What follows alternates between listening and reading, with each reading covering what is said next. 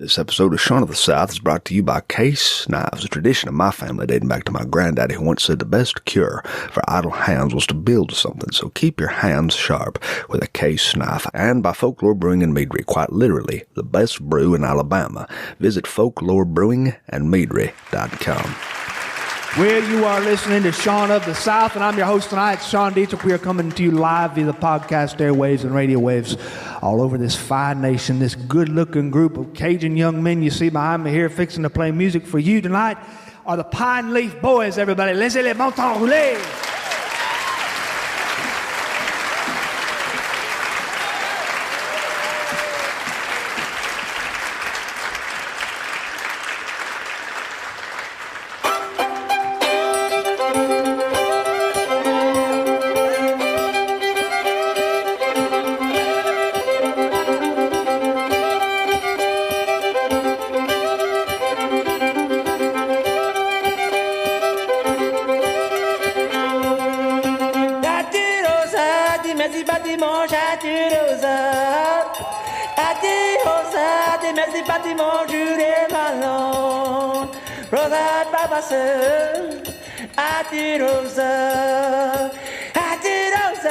Merci bâtiment, juré malo.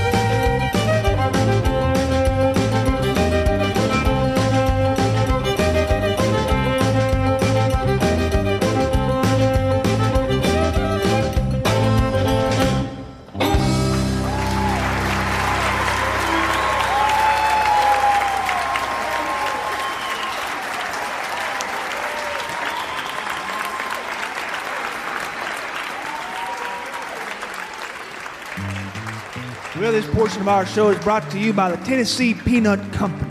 Are you anxious and feeling tired or unhappy? Do you have frequent bouts of forlorn complacency and existential angst that leaves you exhausted, drained, grumpy, and depleted? Well, I have good news for you.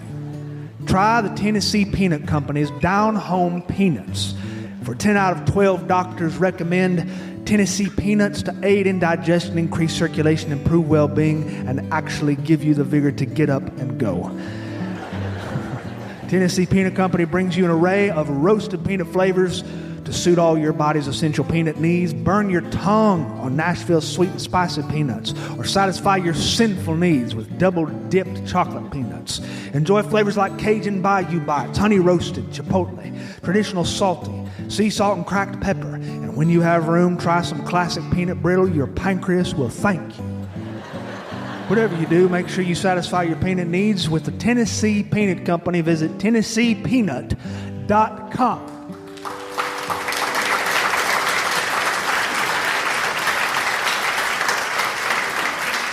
Now let's have another tune here from the Pine Leaf Boys, everybody. The Pine Leaf Boys.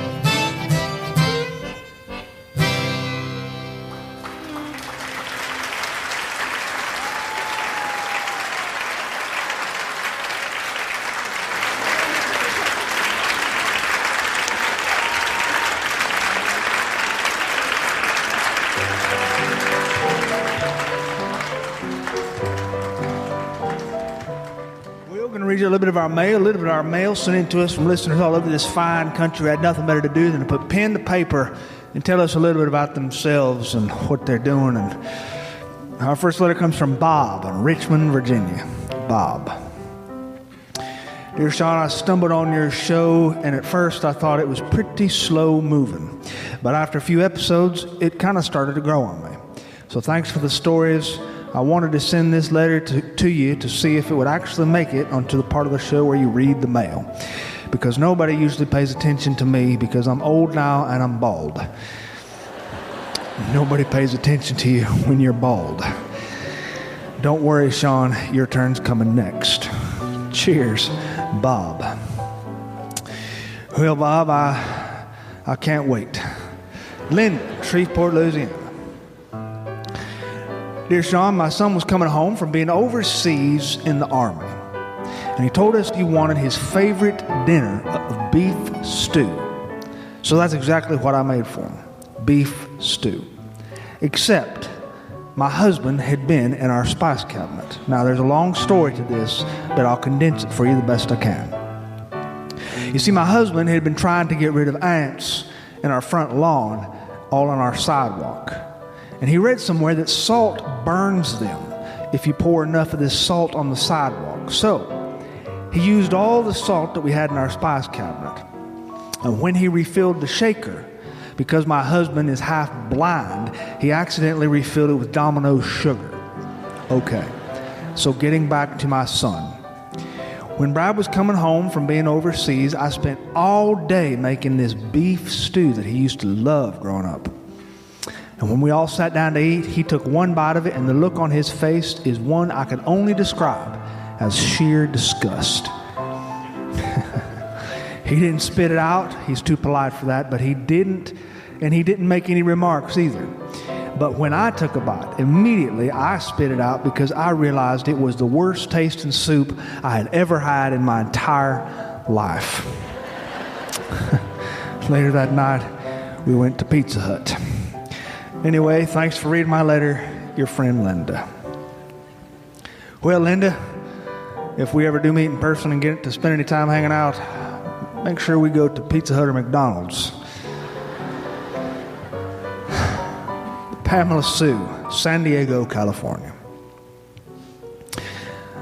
Dear Sean, our favorite thing to do is to pay someone's propane bill anonymously. I just thought I'd write you and tell you about this because it's actually pretty fun. I go to our propane company and give them a check, and I tell them to apply it to somebody, or more than one, who needs it. And when their company sends out the next statement, they tell the person that someone has paid their balance in full. Individuals have called the company and asked things like, why would somebody do that? Why would somebody pay off my bill? And the answer is, Sean, because it's just so much fun. Kelly Ann in beautiful Alabama.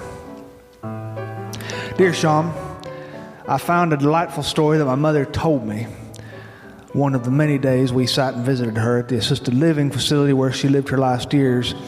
It's hard to believe she's been gone for almost 7 years. On February the 8th, she would have been 100 years old. But anyway, I hope this story brings you a smile, because my mother could tell a good story.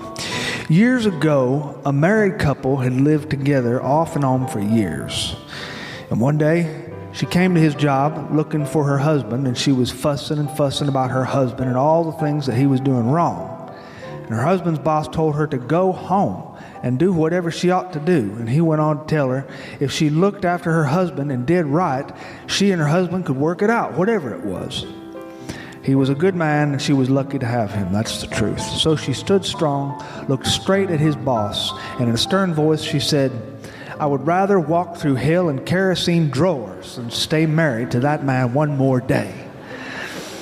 And she turned and walked away. Thanks for your stories, Kelleth.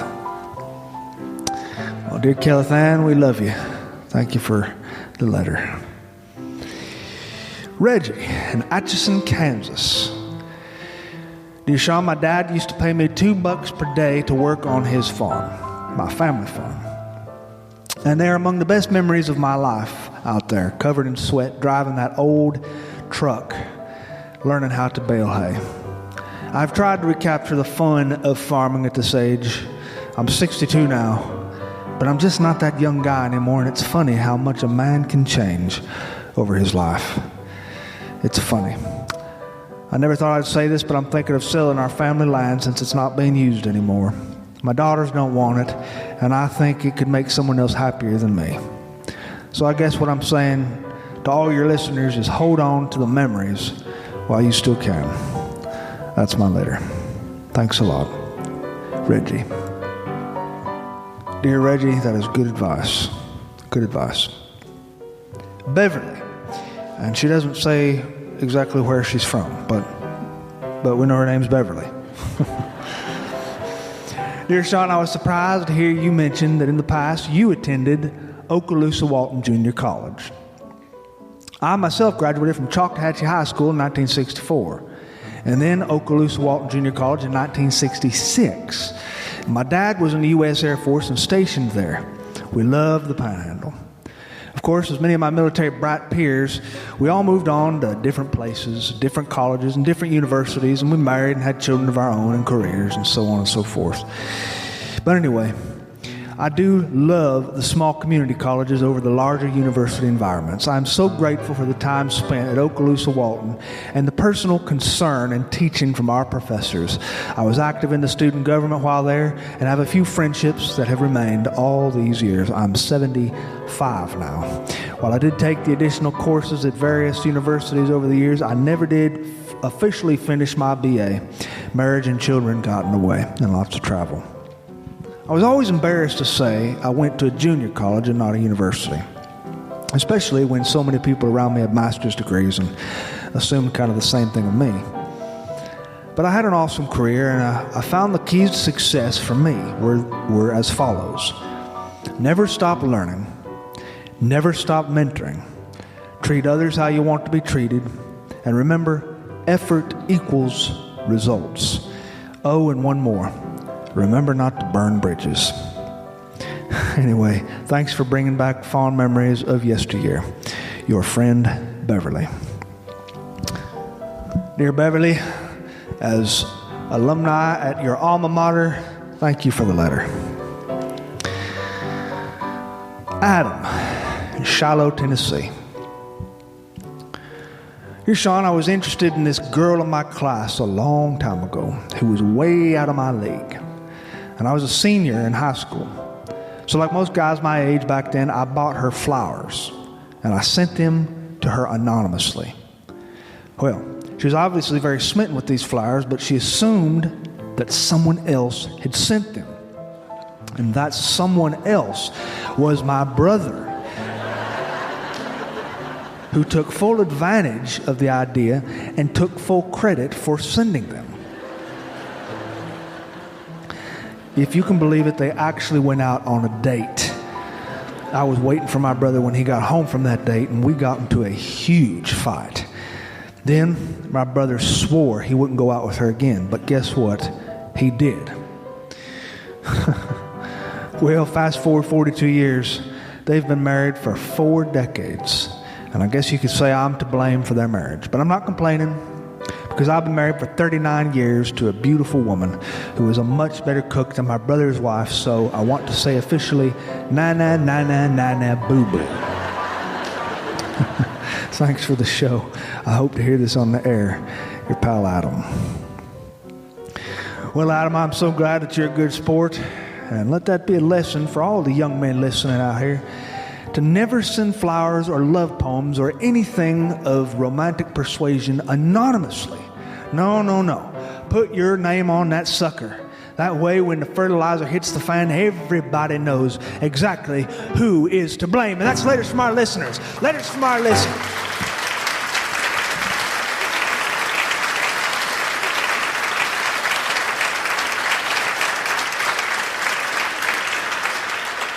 Now let's have another tune here from the Pine Leaf Boys, everybody. The Pine Leaf Boys.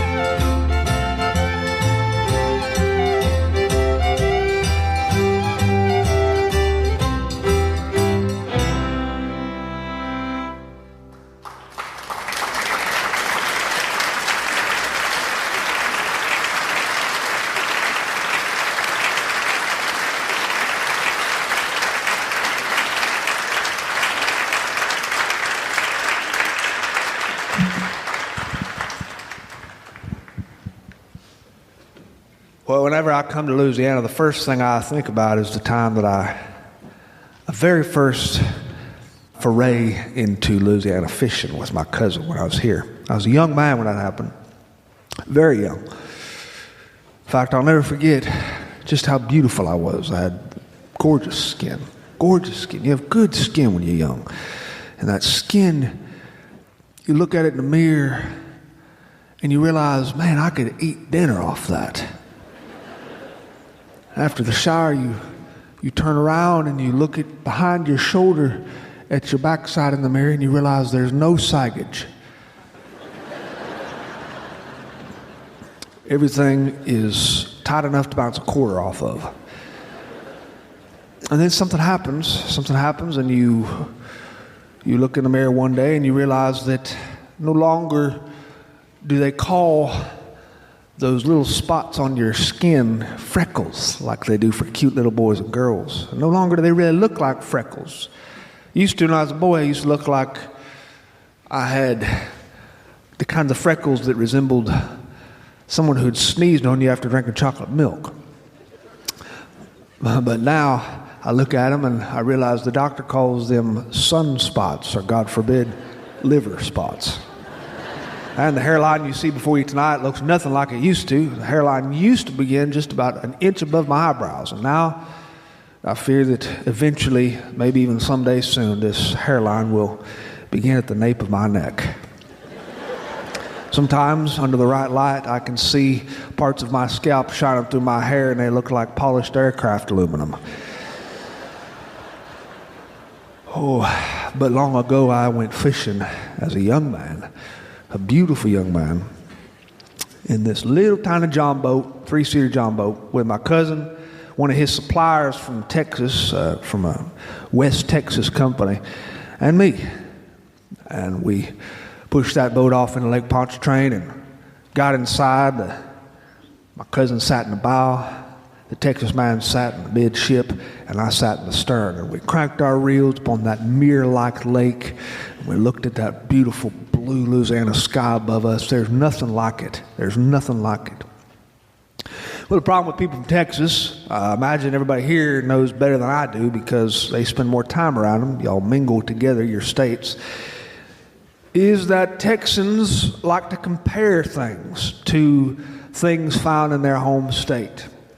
This man, the entire time we was fishing, was looking at things in Louisiana, and he was always drawing contrasts, such as the little white fluffy thing that was pouncing and leaping through the golden grass on the shore as we were getting near to the banks. And he said, "What is that? What is that? Moving to the grass." My cousin looked, saw this little cotton tail jumping through the grass. He said, "That's a cottontail rabbit. Ain't you seen one of those in Texas?" The man reared up. He said, "Of course I have. We got plenty of cottontail rabbits in Texas, but in Texas they're about the size of Shetland ponies." Oh, brother. Right after we caught our limit, we were getting closer to shore, and there was a man who was fixing to get his boat into the lake, and in the boat was a black and tan coonhound with long ears and droopy jowls and eyes that were sadder than Jimmy Swaggart's. And the man from Texas looked at that animal. He said, "Excuse me, sir, what is that?"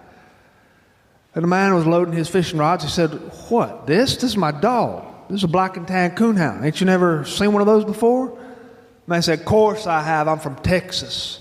But in Texas, we got black and tan coonhounds about the size of elephants." Well, when we got up to the truck, we were unloading our fish. We caught our limit. We had caught at 1.5 redfish about the size of a grown man's thumbnail. And as we were getting the boat all situated, there was a loggerhead turtle, roughly the size and shape of a tractor tire, wandering down the banks of Pontchartrain into the water. And the man from Texas looked at that turtle. He said, "What is that?" And my cousin looked, and he said, "That's a tick." Welcome to Louisiana.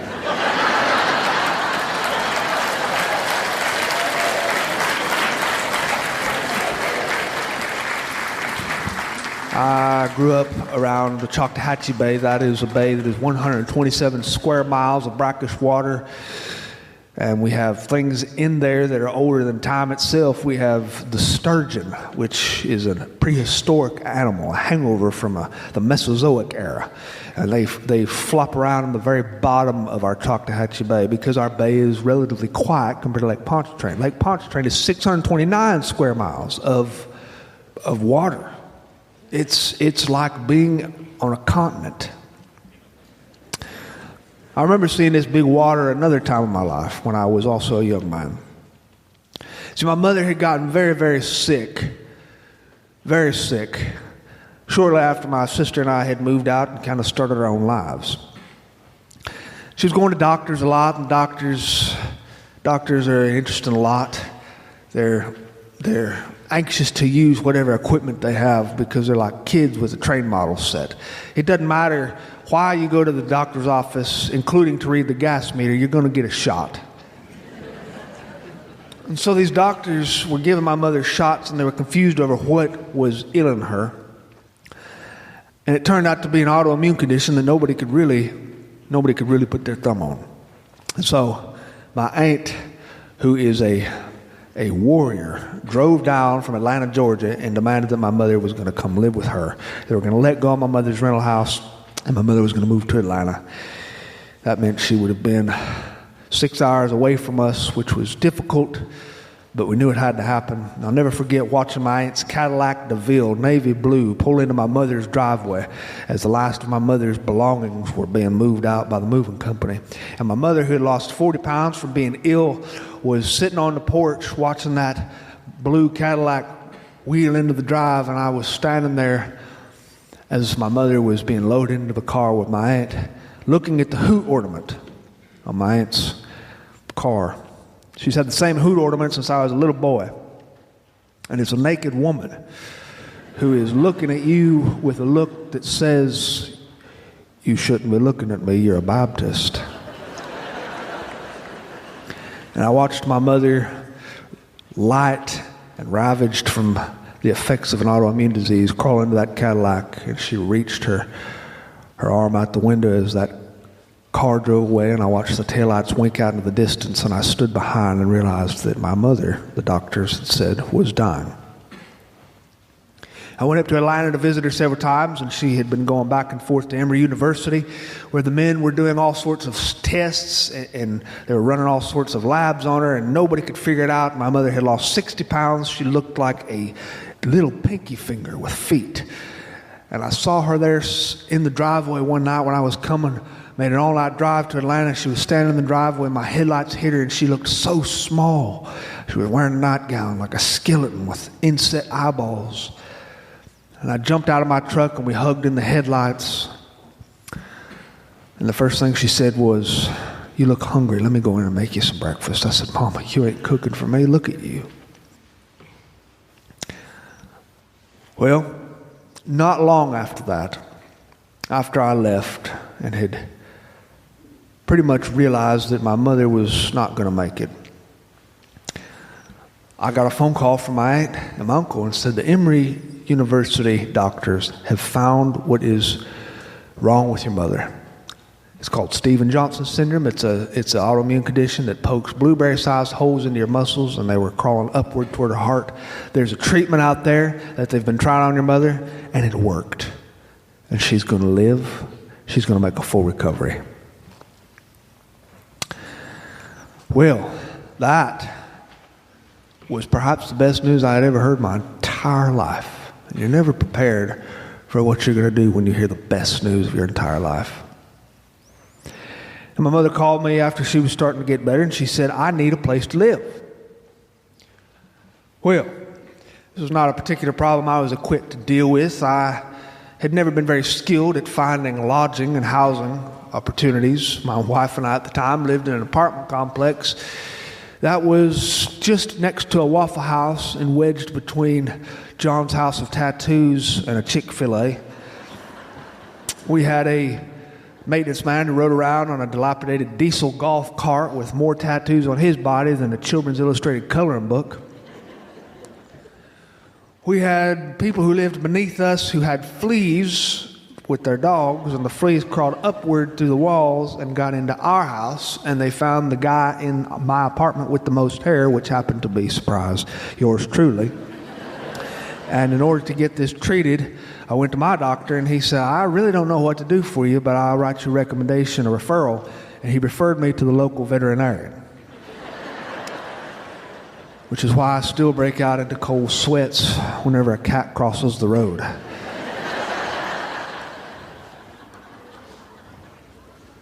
So I wasn't really qualified to pick a place for my mother to live. And I, furthermore, didn't have any money, and neither did she. Being sick will make a person broke. My mother was absolutely broke. She'd lost everything from being sick for those years. And I didn't have a whole lot of money myself. In fact, we were the kind of people who ate hamburger helper without the hamburger, and sometimes without the helper. So I got on the Craigslist, and I started looking around every night, deep into the night, for ambulatory mansions, otherwise known as campers. Now, I myself was reared in places like this. Some of my homes in my life have had more mileage on the wheelbase than my truck. I do not feel comfortable living in a place that does not need cinder blocks to keep it steady and level, or without axles beneath the back bedroom. Well, most of the camper trailers in today's world have really come up.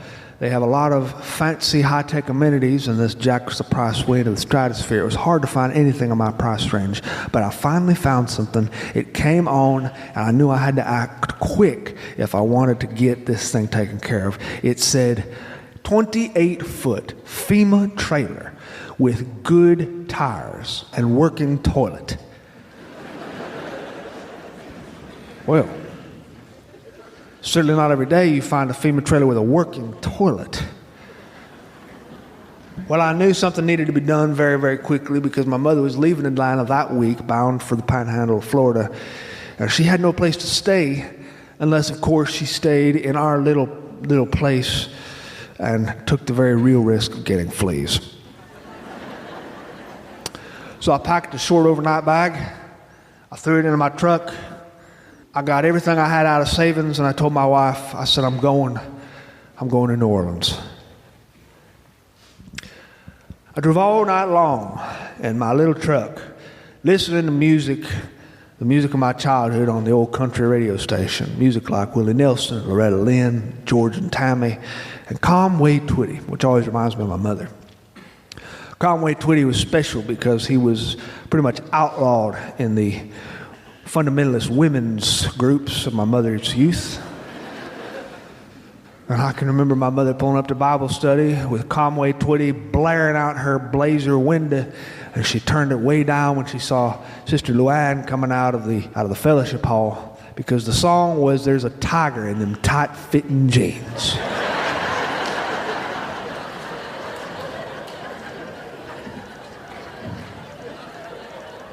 My mother loved that song. My mother only has cried 2 times in her life. Once when a bee flew into her ear canal and stung her in the ear hole, out by the woodpile. And the next time was when Conway Twitty died. Oh yes. So I listened to this song by Conway Twitty as I was driving from Florida, loping across the western panhandle and into the Gulf regions of Alabama and across the bottom of Mississippi, and finally into Louisiana, getting closer to New Orleans where that trailer was located. Finally, I arrived at this man's house. I was low on sleep. I was hungry, and I saw it sitting there in the distance. It was this white FEMA trailer, a rectangular white obelisk on its side with tires that were covered in green film. And the siding, the white siding, was covered in moss and a kind of orange funk that looked like rotted pine straw left over from the Herbert Hoover administration. And it was a little bit lopsided, and one of the windows in back was broken and covered with duct tape. I crawled out of my car, and there was a man sitting on a porch nearby, and he was letting his feet dangle off the porch, and I noticed that there was a gun in his front waistband. He jumped off the porch. He came up to me. He said, "What in the heck do you want?" I said, "Sir, I'm here to look at the trailer. We talked on the phone. I'm here to look at that FEMA trailer." He said, "Oh, man, I'm glad to have you." "Yes, of course. Come on. He called back. He said, "Lucius, come on here. Help me. Lucius was a big old man. He was 6'8" with broad shoulders about the size of a GE appliance. He had close-cropped hair and a voice like a tuba. He said, "Yeah, Daddy." "What?" He said, "Help me get this man into the trailer. And I looked around. I thought, what? Into the trailer? And I saw the door to the trailer. It was 8 feet off the ground, and there was no step to get in.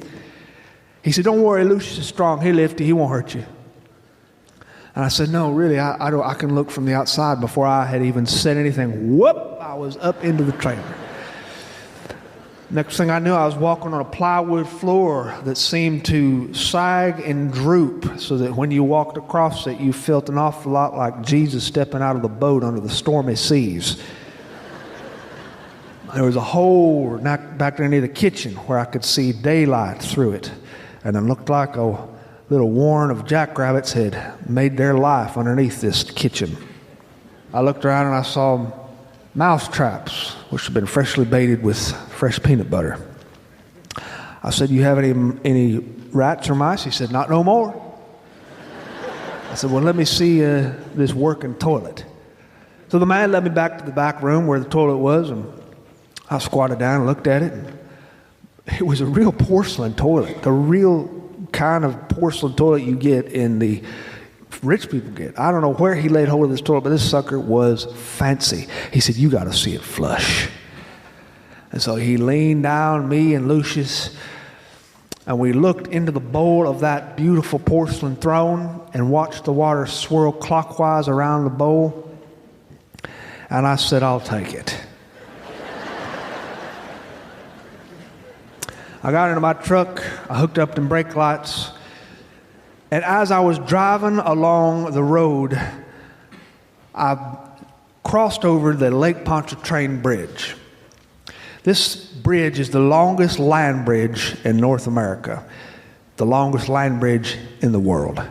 There's a part in the middle of this bridge, about 8 miles in, where you cannot see land before or behind you. This bridge amazingly only took 14 months to construct. Figure that out. When Florida Department of Transportation has been working on the same 3-mile stretch of highway near my house for at least 19 years. As I was driving, I felt really good. There was good music playing on the radio, and I was smiling, and I was eating peanuts, and I looked behind me in the rearview mirror, and it was at this exact moment that I felt something loud pop. And I started to grip my wheel, and I started to muscle it to the left, and I realized I'm on the Lake Pontchartrain Bridge. There's no getting off this. And so I hit the gas, and I kept going, hoping that the end of the bridge was in sight, but it wasn't. And I heard another pop, and I looked into my side mirror, and I saw the front door of that FEMA trailer flapping in the wind like a dangling chad. And that thing flew off the FEMA trailer and into the highway. I saw it somersault across the lanes of traffic and finally beat over the side of the bridge and into Lake Pontchartrain forever. And I did what any decent motorist would do in such a situation. I just kept on driving.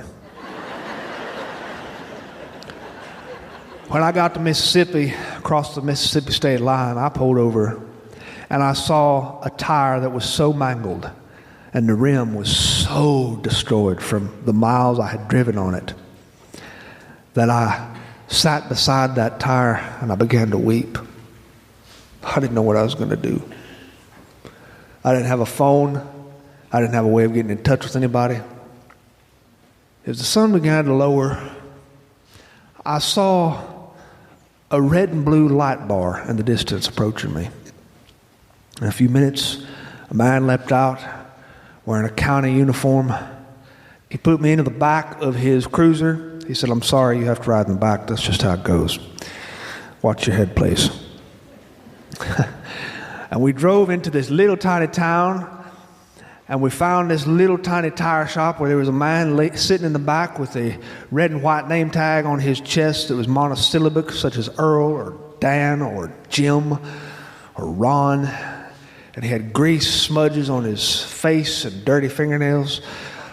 He said, "What kind of FEMA trailer you got?" I told him what I knew about it. He said, I'll have to look at it.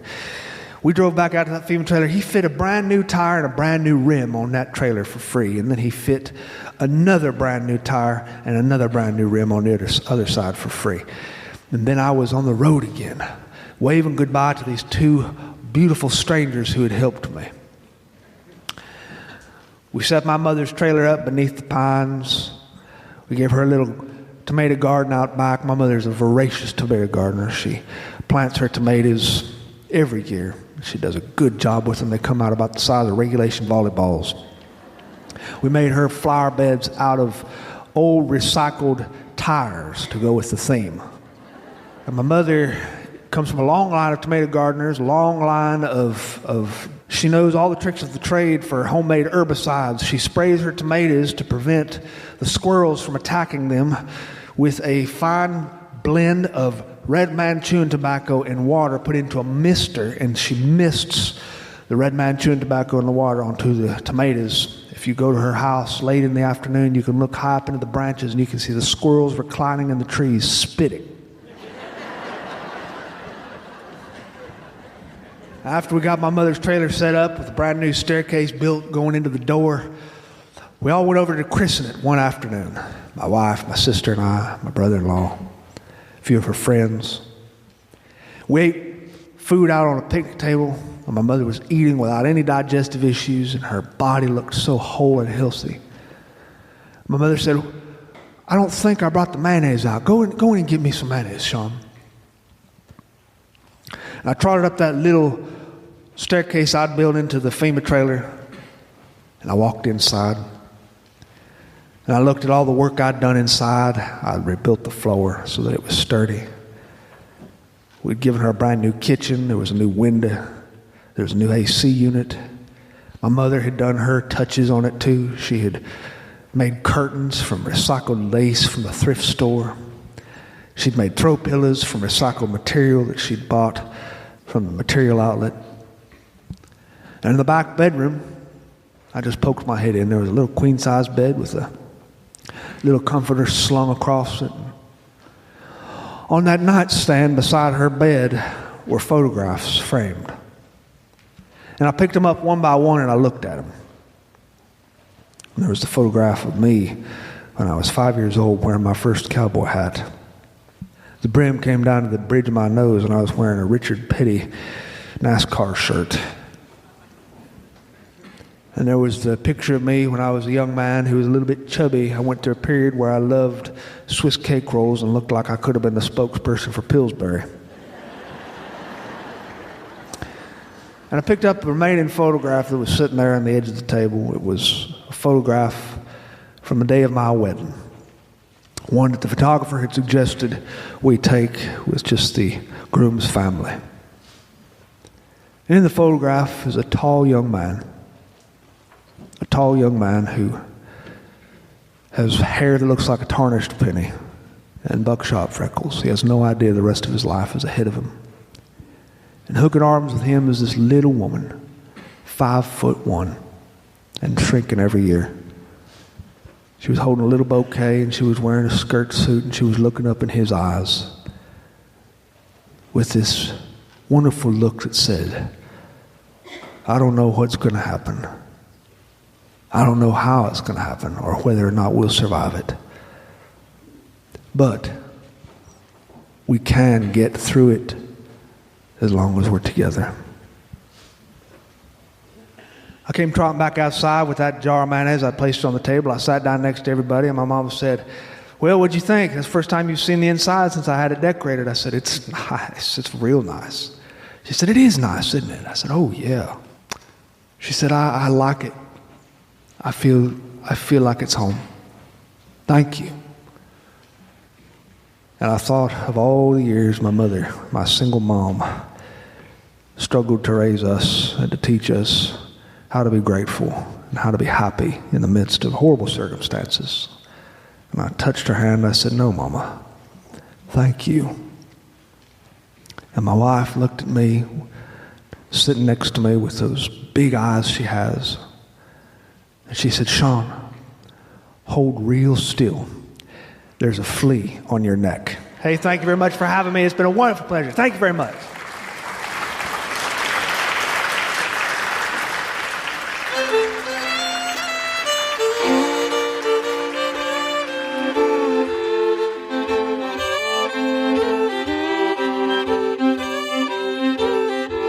Thanks for listening to Sean of the South. I've been your host tonight, Sean Dietrich, and man, it has been a bona fide privilege coming to you live via the podcast airwaves and radio waves like we always do.